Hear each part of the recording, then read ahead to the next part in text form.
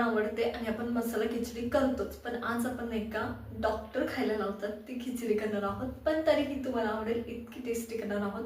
साधी आहे, सोपी आहे. तर चला सुरू करूया. पावसाळ्यात खूप आवश्यक असणारी एकदम साधी मुगाची खिचडी. तर आज आपण नाही का साधीवाली मुगडाळ खिचडी करतोय. त्याच्यासाठी मी ते 1 वाटी तांदूळ घेतलाय आणि अर्धा वाटी मुगडाळ घेतली. या वाटीच्या अर्धा वाटी ही मुगडाळ आहे, हे लक्षात घ्या. आता एक लक्षात घ्या, खिचडी करण्यासाठी शक्यतो मऊसूत शिजणारा तांदूळ घ्यायचा असतो. शक्यतो मऊसूत शिजणारा. जर तुमच्याकडे अवेलेबल नसेल तर कोणताही घ्या. मऊसूत शिजणारे 2 तांदूळ असतात किंवा त्याच्यापेक्षा जास्तही असतील. माझ्या माहितीतले आपल्याला सहज अवेलेबल होतील असे एक असतो इंद्रायणी तुकडा किंवा इंद्रायणी, अख्खा इंद्रायणी किंवा आंबे मोहर तांदूळ. यापैकी जो तुम्हाला अवेलेबल पटकन होतो तो घ्या. त्याने व्यवस्थित खिचडी होते आणि टेस्टी सुद्धा लागते. इंद्रायणीची तर अप्रतिम लागते. तर इथं मी हा इंद्रायणी तुकडा तांदूळ घेतलाय. आता हे दोन्ही मी मिक्स करणार आहे आधी आणि स्वच्छ धुवून घ्यायचे. तर चला आता हे दोन्ही पण मी धुवून घेते व्यवस्थित. तर आता हे नाही का मी तांदूळ इथं धुवून घेतले व्यवस्थित स्वच्छ आणि इथं मुगडाळ सुद्धा व्यवस्थित स्वच्छ धुवून घेतले. दोन्ही एकत्र करायचे व्यवस्थित. आता तुम्हाला जर फक्त लसूण आवडत असेल तर लसूण सोलून घ्यायचं आहे. तर माझ्याकडे इथं सोललेला आहे येतं. पण आपण याच्यात फक्त लसणाची फोडणी नाही देणार आहे. मी थोडंसं खोबरं पण टाकणार आहे. तुम्ही ओलं किंवा सोकं खोबरं टाकू शकता. फक्त एकच काळजी घ्यायची, 1 चमचा पोहे खायचा 1 चमचा असतो तेवढंच ते टाकायचं आहे. त्याच्यापेक्षा जास्त केलं नाही पाहिजे. तर चला आता पाहणारच आपण आहोत की आपल्याला किती खोबरं लागणार आहे. तर सुरू करूया मग. आता मी नाही का इथं खिचडी करायला तेल घेतलंय. तुम्ही तूप सुद्धा घेऊ शकता. आपण वरतून फक्त तूप टाकणार आहे. आत्ता खिचडीसाठी पूर्ण तूप नाही टाकणार आहे, मी तेल टाकलंय. तुम्हाला हवं असेल तर तुम्ही तूप घेतलं तरी चालेल. तेल व्यवस्थित गरम होऊ द्यायचं किंवा तूप व्यवस्थित गरम होऊ द्यायचं. तेल व्यवस्थित गरम झालंय. जिरी, त्याच्यानंतर थोडंसं हिंग. तर मी थोडंसं हिंग ॲड करते याच्यात. या पद्धतीने हिंग फुलू द्यायचं व्यवस्थित. आधी सांगितलं तसं इथं माझ्याकडे खोबरं आणि लसणाची पेस्ट आहे आणि चमचा पहा मी किती छोटा घेतलाय. खोबरं असल्यामुळं कमी घ्यायचं आणि जर फक्त लसूण टाकणार असाल तर 5-6 लसणाच्या पाकळ्या इनफ होतात. त्याच्यानंतर इथं माझ्याकडे मिरची आहे, ती पण मी याच्यात टाकते. खोबरं करपणार नाही याची काळजी घ्यायची, हे लक्षात घ्या, सगळ्यात महत्त्वाचं. तर मी हे आधी हलवून घेते म्हणजे खोबरं करपणार नाही आपलं. या पद्धतीने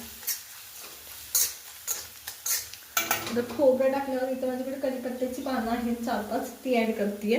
मिरची पोट खराब असेल तुमचं तर नाही टाकायची. आपण स्पेशली जर डॉक्टर जशी सांगतात ना तुम्हाला की साधी खिचडी खा, तर तशी खिचडी करतोय. त्याच्यामुळं जर आपलं पोट वगैरे खराब असेल तर मिरची नाही टाकायची. पण तुम्हाला अशीच सिंपल साधी खिचडी खायला करायची तर तुम्ही याच्यात खोबरं टाकू शकता, मिरची टाकू शकता, आणखी काही ॲड करायचं असेल तर ते सुद्धा करू शकता. तर हे परतून घ्यायचं व्यवस्थित. एकदा व्यवस्थित परतलं की मग झालं. खोबरं आणि आपलं लसूण वगैरे व्यवस्थित परतलंय, फोडणी व्यवस्थित बसली. त्या टायमाला मी हळद ॲड करते. तर इथे या पद्धतीने इनफ आहे एवढी. हे व्यवस्थित परतून घ्यायचं या पद्धतीने. आता आपण खिचडी करतोय ती ना कढईत करतोय. जर तुम्ही ह्याच्यात करणार असाल कुकरमध्ये तर फार पटकन होते.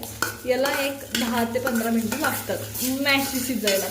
पण शक्यतो तुम्ही जर तुकडा तांदूळ, इंद्रायणी तांदूळ वापरला तर पटकन शिजते, मॅशी शिजते, पटकन होते. तर हे परतून घ्यायचं 1 ते 2 मिनिटं याच्यामध्ये तेलामध्ये. 1 मिनिटभर असं व्यवस्थित. 1 मिनिटभर मी परतून घेतलंय. नॉर्मली जेव्हा तुम्ही भात शिजवता, जर तुमचं 1 वाटी तांदूळ असेल तर 3 वाटी आपण नाही का 3 किंवा 2.5 वाटी तांदळाच्या क्वालिटी, तांदूळ कुठला वापरतोय त्याच्यानुसार थोडाफार बदल होतो, थोडासा, जास्त नाही. पण नॉर्मली जर 1 वाटी तांदूळ असेल तर 3 वाटी आपण पाणी टाकतो. याला मात्र 4 किंवा 4.5 वाटी तुम्हाला पाणी टाकायचं, हे लक्षात घ्या. तुम्ही भलेही कुकरमध्ये शिजवा नाहीतर कशातही, जेव्हा मॅशी खिचडी तुम्हाला हवी असते ना तर पाणी जास्त टाकायला लागतं. तर इथं मी जवळजवळ 4 वाट्या पाणी टाकलंय. आता हे आपल्याला व्यवस्थित एक उकळी आणायची याची. आणि वास फार अप्रतिम सुटलाय. अगदी साध्याच फोडणीची ही खिचडी असते पण वास मात्र खूप अप्रतिम सुटतो. याच्यात आपण काहीच टाकत नाही, कोणते मसाले टाकत नाही, काहीच नाही तरीसुद्धा तर इथं आता उकळी आणू द्या व्यवस्थित. इथं उकळी यायला सुरुवात झाली. त्या टायमाला मी याच्यात चवीनुसार मीठ ॲड करते. चांगली उकळी येऊ द्यायची आता व्यवस्थित. खळखळती उकळी आली आहे. आता मी याच मापाचं बरोबर ताट झाकते आणि बारीक गॅसवर हे शिजवून घेते. जर कुकरमध्ये करत असाल तर 3 शिट्ट्या इनफ होतात मॅशी खिचडी शिजायला. आणि खूपच अतिच करायची असेल तर 4 किंवा 5 करा. पण मॅशी शिजली म्हणजे खिचडी होते 3 शिट्ट्यामध्ये किंवा 4 शिट्ट्यामध्ये. तर चला वाट पाहूया. बरं, हे शिजण्यासाठी आपल्याला 15 ते 18 मिनटं लागतात. तर 15 ते 18 मिनटानंतर पाहूया. खिचडी ठेवून ना जवळजवळ 15 मिनटं झालेत आणि गॅस आणखी चालूच आहे. तर मी काढून दाखवते तुम्हाला कशी झाली आहे. तर पहा, तर हे असं पाणी दिसणं असतं ना तुमचं खिचडीचं गुड साईन आहे. तुमची खिचडी लपलपीत झाली. हे असं जेव्हा पाणी दिसतं तेव्हा, आणि ही खूप लपलपीत अशी तयार झाली, एकदम लपलपीत, पूर्ण मॅशी. म्हणजे तुम्ही प्रेस केली ना तर पूर्ण व्यवस्थित मॅशी खिचडी वाटते. आता आपण खिचडी साईडला काढून घेतोय. तर चला पटकन साईडला काढून घेऊया. मी सगळे हलवते आणखी एकदा. तुम्हाला ह्याच्यापेक्षा आणखी हवे असेल तर कुकरमध्ये खरंच होते. कढईमध्ये थोडासा वेळ लागतो व्हायला, पण आणखी मॅशी कुकरमध्ये होऊ शकते ह्याच्यापेक्षाही. तर चला ही खिचडी साईडला काढून घेऊया आता. तर मी ही एकदम लपलपीत आपली खिचडी काढून घेते. तर पहा, एकदम लपलपीत आहे. तुम्हाला वाटते का की थिक झाले वगैरे? खूप असं लपलपीत जशी खिचडी असायला हवी तशीच आहे. तर चला मी सगळी खिचडी अशीच काढून घेते. आणि सोबत आपलं लोणचं पापड तर आहेच. ही खिचडी मी सगळी साईडला काढून घेतली आहे. वरतून मी थोडंसं तूप ॲड करते आणि ही आपली खिचडी तयार आहे. पहा, वाफाळती खिचडी, वरतून तुपाची धार आणि पापड आणि लोणचं. हा असा आपला बेत तयार आहे आणि खूप सुरेख लागते.